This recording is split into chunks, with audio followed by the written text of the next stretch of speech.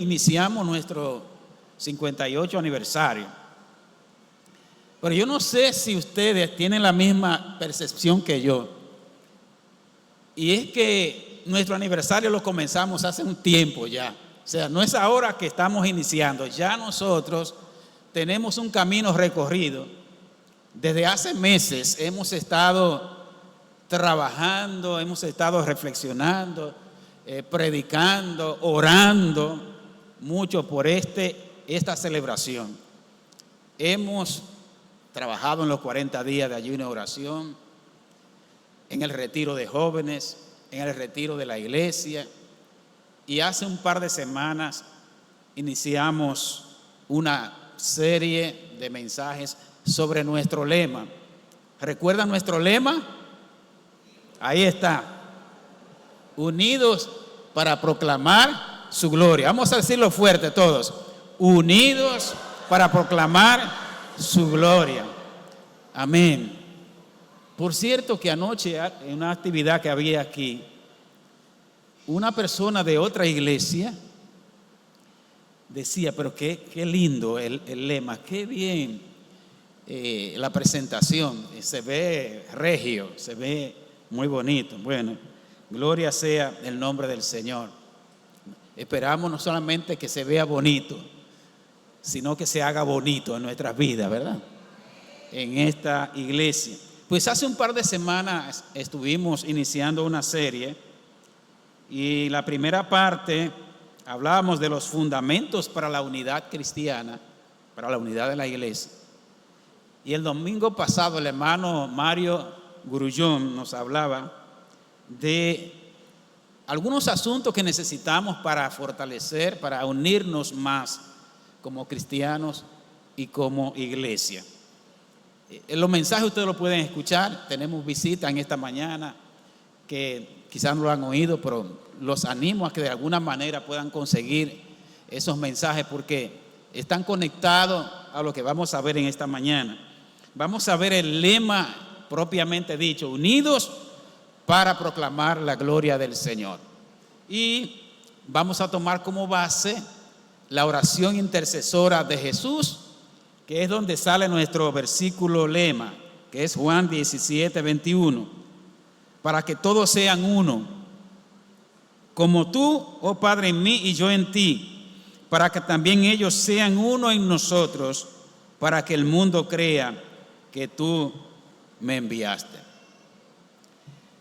La oración intercesora de Jesús, una de las oraciones más hermosas, más sublimes, más extraordinarias, de un gran contenido. Y estaba pensando que hace unos 15 años, como pasa el tiempo, 15 años, predicamos un mensaje sobre este capítulo y yo mismo me puse a escucharlo. Digo, mira qué interesante. Hay muchas cosas que pudiéramos decir, pero nos vamos a enfocar en algunas cosas esta mañana. Ojalá los hermanos de multimedia puedan subirlo y ustedes puedan escucharlo completo.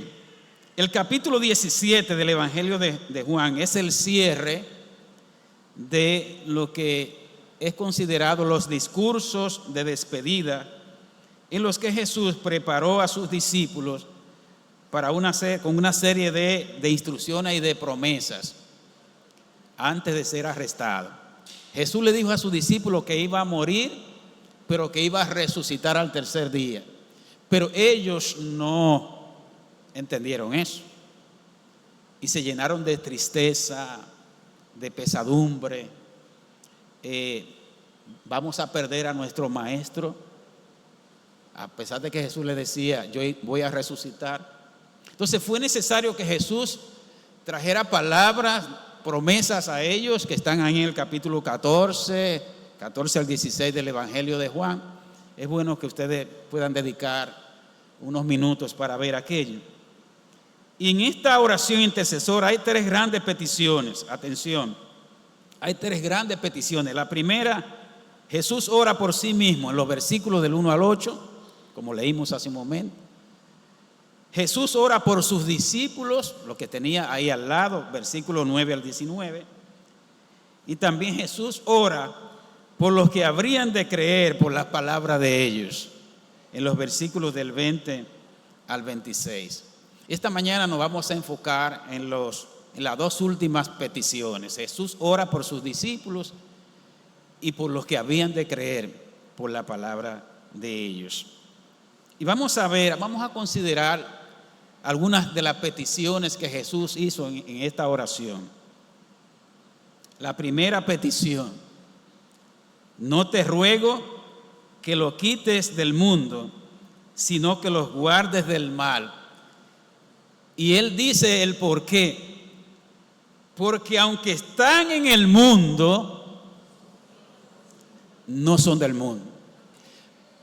Aquí se usa mucho la palabra mundo en el Evangelio de Juan y aquí en este capítulo 17. Y esa palabra mundo tiene varios significados, varias acepciones. Una de ellas es el mundo como el universo, todo lo que hay en el mundo, los planetas, ¿verdad?, el sol, la luna, las estrellas, todo lo que hay en el mundo, la tierra, su plenitud. Pero está también el mundo como las personas que conforman el mundo. Pero aquí el Señor está hablando del mundo, un concepto que implica todo lo que se opone a la voluntad de Dios, todo lo que no es de Dios, todo lo pecaminoso, lo malo, lo negativo es mundo. En el concepto que Jesús está diciendo aquí, aunque están en el mundo, dice el Señor, no son del mundo. Pudiéramos decirlo en el sentido también de que nuestra verdadera ciudadanía está en los cielos. Aunque vamos a durar aquí unos años, hay un amigo mío que quiere 120. Sí, él se está riendo, que quiere 120.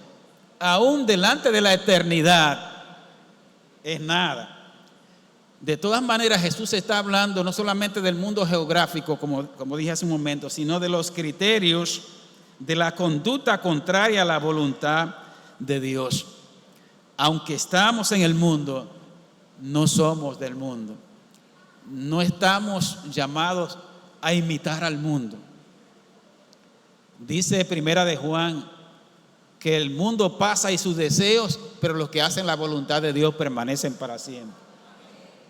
Y que no debemos amar al mundo ni las cosas que están en el mundo.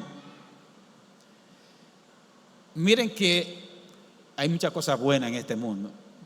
¿Quién dice que no? Y debemos, dice que el Señor nos da las cosas para que las disfrutemos, pero no para que las amemos. ¿Oyeron, hermano?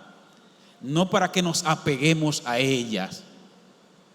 Podemos disfrutarlas de manera adecuada, pero hay un límite cuando esas cosas nos poseen a nosotros y nosotros nos dejamos dominar por ellas. Hay un problema. Se convierten en ídolos para nosotros.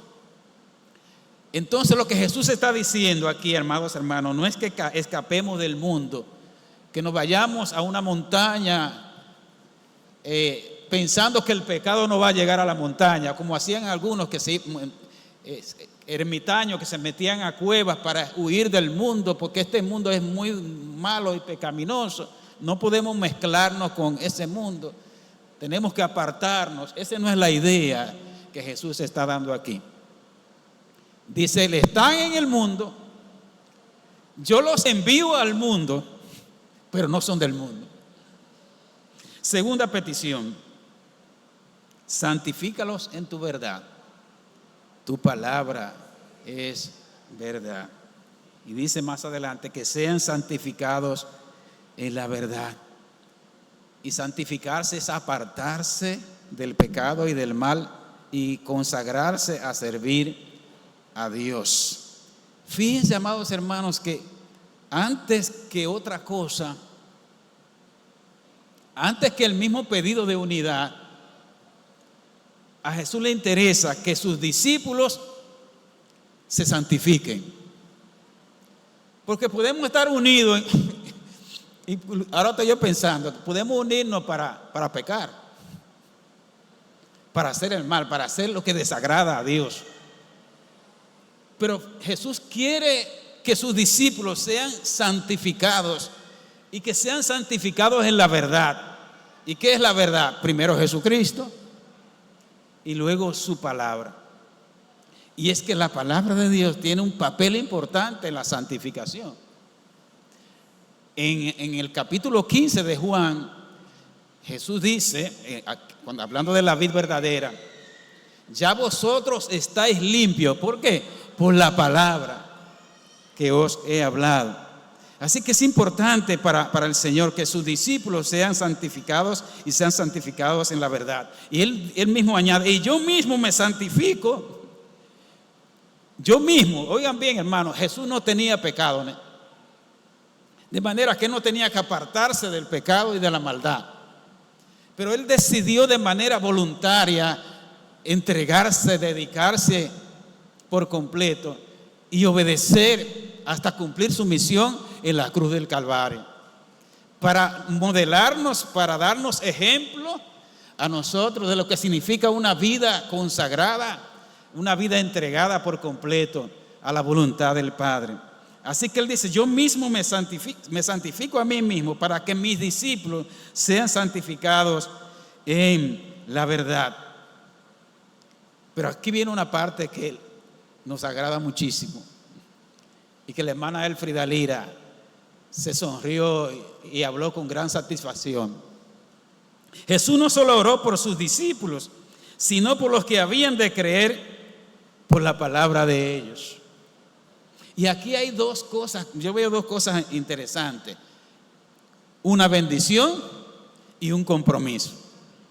¿Cuál es la bendición? Que en esa oración Jesús nos incluyó a cada uno de nosotros. Gloria, ¿quiénes dicen gloria a Dios por eso? Jesús estaba pensando en los que habían de creer por generaciones, por siglos, por milenios. Y la bendición es que esos hombres y toda la iglesia a través de la historia hizo el trabajo para que la palabra del Señor, para que el mensaje del Evangelio fuera transmitido de generación en generación a través de los siglos, diríamos a través de los milenios, y la palabra de Dios llegara a cada uno de nosotros. Yo no sé quién le habló a usted de la palabra del Señor. Yo no sé quiénes intervinieron. Yo no sé qué instrumento Dios usó para hablarle de la palabra del Señor. Yo no sé el día que el Espíritu Santo lo tocó a usted, producto de haber recibido el mensaje ese día o antes. Lo importante es que Dios se valió de instrumentos para traerle la palabra de Dios. Y hoy, gracias a Dios, gracias a su misericordia, gracias a esos instrumentos que Dios usó, hoy estamos aquí. Bendito sea el Señor. Esa es una bendición por los que habían de creer por la palabra de ellos, los inmediatos a los apóstoles, la era apostólica, la iglesia apostólica, la iglesia a través de la Edad Media con todos sus problemas, la iglesia en la Edad Moderna, la iglesia ahora. Ha habido una transmisión de la palabra de Dios que puede haber tenido fallas, puede haber tenido momentos difíciles, pero bendito sea el Señor que la palabra de Dios sigue caminando. ¿Cuál es el compromiso? Que nosotros que recibimos esa palabra, que hemos conocido el Evangelio del Señor Jesucristo, tenemos el compromiso de perpetuar, de seguir llevando esa palabra para que otros crean. Porque ya nosotros la hemos recibido. Ahora nos toca a nosotros, para que esa oración de Jesús se siga cumpliendo, para los que han de creer por la palabra, no solamente de ellos, sino por la palabra de cada uno de nosotros. Tercera petición, que es la que tiene que ver con el lema: que todos sean uno.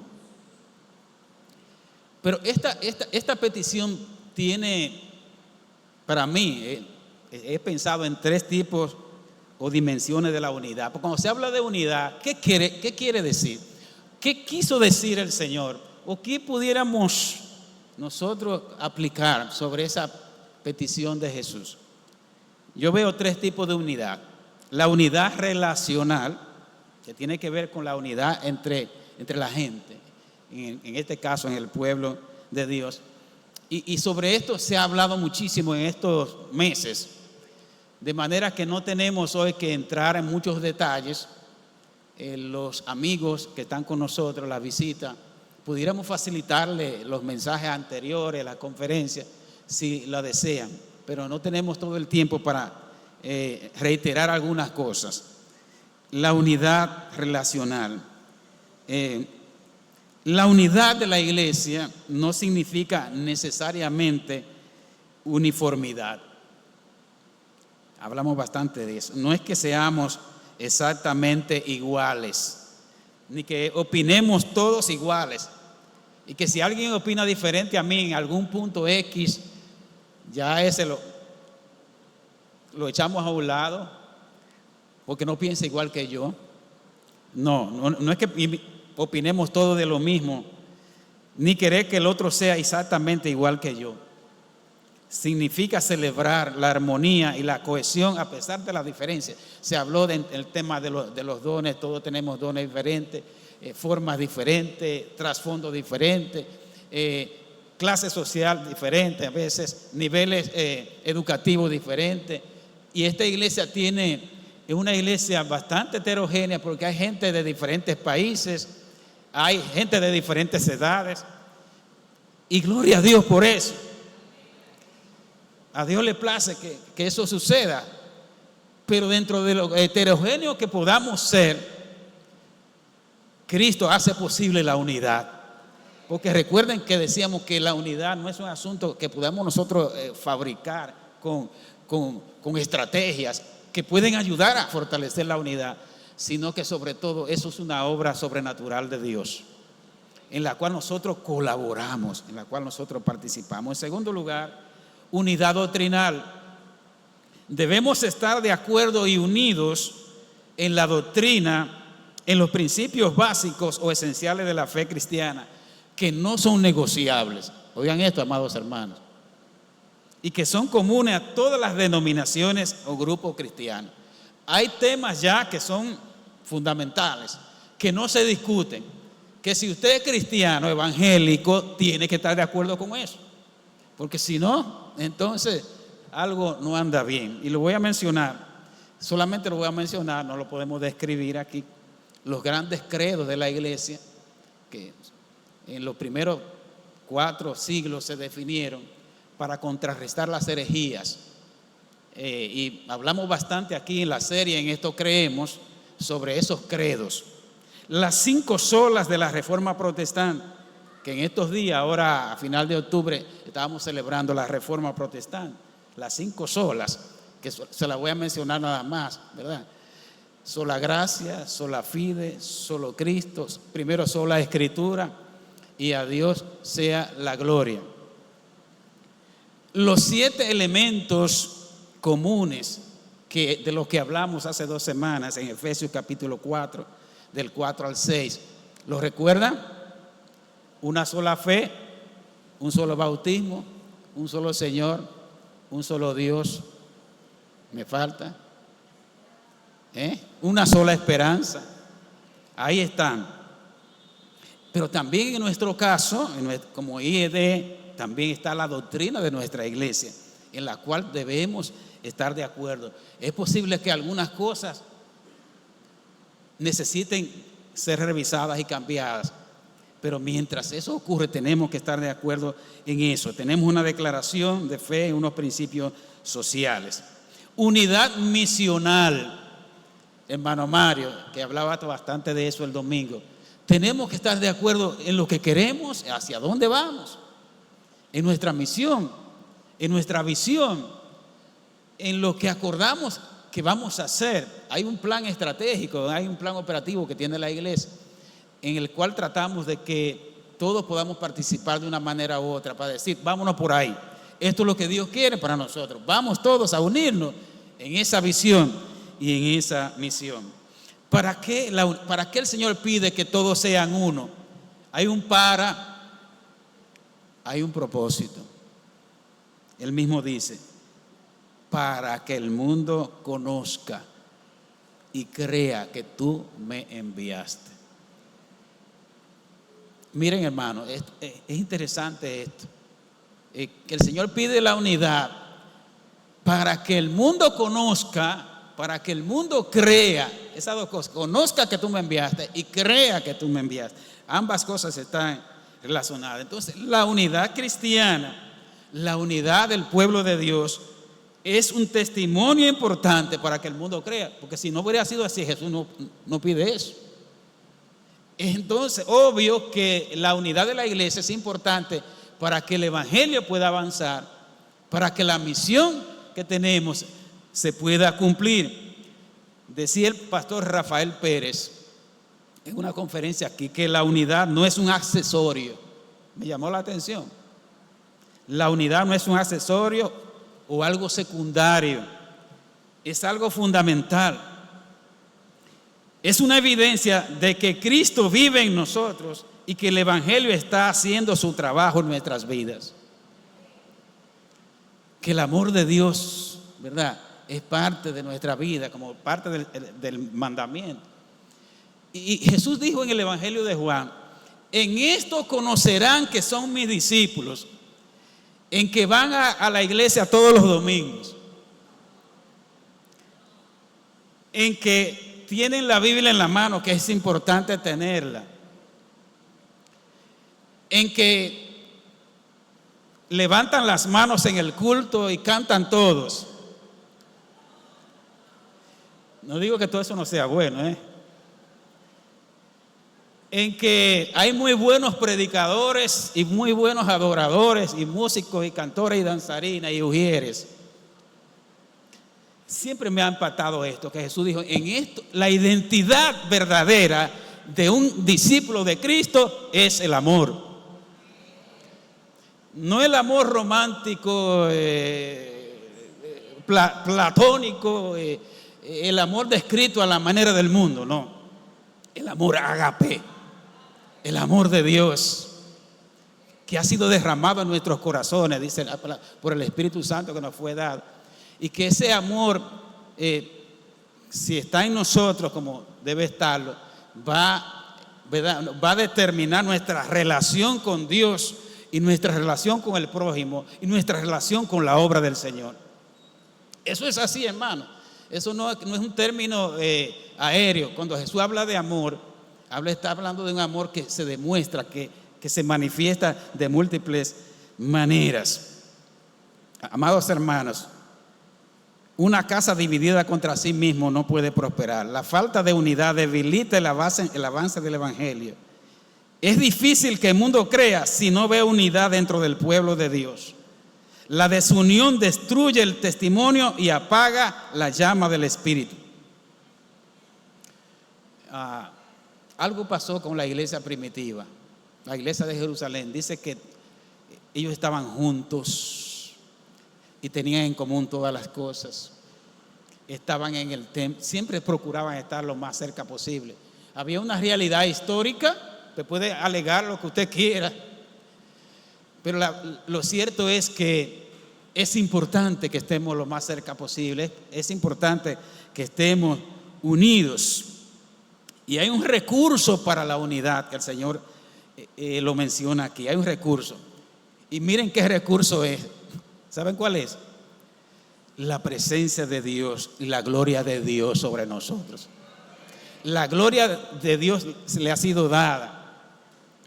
La presencia del Señor es la garantía, es el recurso principal para la unidad. Y Jesús hace una petición final. En el versículo 24, lo leímos hace un momentito, Él hace esta petición, o casi una petición final en esta oración intercesora. Padre, aquellos que me has dado, quiero que donde yo estoy también ellos estén conmigo. ¿A qué le suena eso? A Juan 14:2. En la casa de mi Padre muchas moradas hay.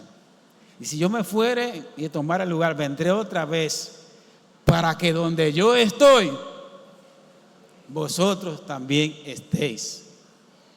Eso se lo dijo precisamente iniciando los discursos de despedida. No se turbe vuestro corazón. Yo me voy, pero volveré. Y donde yo voy a estar, ustedes también van a estar. Y aquí él dice: Padre, lo que tú me has dado, yo quiero que estén conmigo. Y el propósito es para que vean mi gloria, la gloria que me has dado en todo su esplendor, porque me has amado desde antes de la fundación del mundo. Amados hermanos, iglesia, ese día llegará y está cerca. Gloria a Dios. Pero mientras llegue ese día tenemos que estar unidos para proclamar la gloria de Dios. ¿Y qué es proclamar la gloria de Dios? Porque ese es el lema. Unidos para proclamar su gloria. ¿Qué es proclamar la gloria de Dios? Es anunciar las virtudes del que nos llamó, ¿verdad? Las virtudes, los atributos, las cualidades de ese Dios.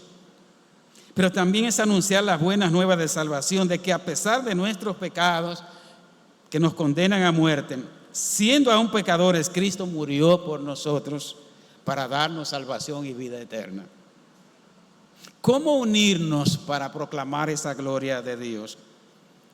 Porque ahora vamos a concluir uniendo lo que debemos proclamar y cómo debemos unirnos para proclamar esa gloria, con cosas muy específicas, muy concretas. Cada uno de nosotros es un testigo de Jesucristo. Así que para usted evangelizar no necesita, valga la redundancia, necesariamente otra persona. Cada uno de nosotros, cada uno es un testigo de Jesucristo donde quiera que esté. Y no es un día para evangelizar, un testigo 24/7, diría la hermana Maruel. Es así, ¿no?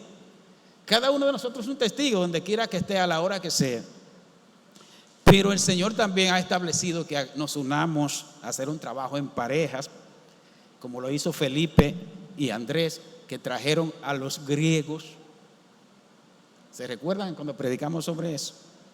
Podemos hacer trabajo en pequeños grupos o células. Y ahí hacemos alusión a los 4 ayudantes del paralítico que se propusieron levantar a aquel hombre y abrieron el techo de una casa y metieron al paralítico y lo bajaron para llevarlo a la presencia de Jesús. Eso es un trabajo tremendo, un atrevimiento, un acto de fe que Jesús, ¿verdad?, lo reconoció al ver la fe de ellos. Pero a veces tenemos que unirnos también para hacer un trabajo así. El trabajo también masivo como iglesia. Tenemos la capilla de mejoramiento social. Tenemos ahí trabajo en hogares CREA. Tenemos trabajo en los hospitales. Tenemos trabajo en Gascue. Tenemos trabajo, hermanos, que hacer. Tenemos que unirnos en eso también. Y el jueves, aprovechando una cuñita, ese jardín frontal va a ser lleno de la gloria de Dios, porque ahí nos vamos a reunir a proclamar el evangelio fuera de las 4 paredes, y todos vamos a estar ahí en el nombre de Jesús, aprovechando eso. Termino ilustrando un poco lo que pasó con la conquista de Jericó. Leímos al principio ese pasaje. Para mí es fascinante. Josué capítulo 6 habla de la conquista de Jericó, que fue la primera ciudad conquistada por el pueblo de Israel. Dice que esa ciudad estaba cerrada, sellada, que nadie podía entrar ni salir. Oiga bien, nadie podía entrar y salir.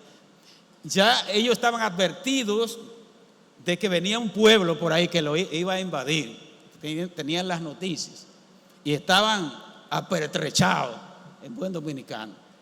Pero Dios había determinado que ese pueblo iba a conquistar esa ciudad. Así que lo primero para alcanzar la conquista de esa tierra, y para la conquista espirituales y para el avance del reino de Dios, es que el Señor vaya adelante. Es que el Señor, ¿verdad?, sea el que vaya guiando, el que nos diga es por aquí, es por allí que tenemos que actuar. Y es interesante, amados hermanos, que para que eso fuera real, se diera, pasaron varias cosas. Número 1, que cada uno hiciera su trabajo. Cada uno hacía, no tenemos el tiempo para describir, porque el Señor repartió responsabilidades. A grupo, a los sacerdotes tenían que hacer una cosa, otro grupo tenía que hacer otra, y después al final todo el pueblo tuvo que hacer algo. La segunda cosa, primero todo el mundo participó. Ahí estaba, todo el mundo se involucró. Lo segundo fue, todo el mundo siguió las instrucciones e hizo exactamente lo que Dios quería que cada uno hiciera. Nadie fuera. Y ustedes saben todo lo que pasó de la vuelta que se le iba dando por 7 días, las 7 vueltas, y el último día 7 vueltas, y los sacerdotes que llevaban las bocinas tocaron fuertemente su bocina, su trompeta, y luego el pueblo gritó tan fuerte, y algunos dicen que los gritos fueron tan fuertes que produjeron un terremoto, que los muros cayeron. Pero hermanos, fue por la obra de Dios. Pero hay un trabajo que cada uno hizo. Todo el mundo gritó, cada quien hizo su papel. Dice entonces que cuando los muros cayeron, todo el mundo penetró aquella ciudad. Una gran lección, amados hermanos. Tenemos que unirnos para la conquista, para proclamar la gloria del Señor. Póngase de pie. Gracias, Dios, por hacernos partícipe de tu pueblo.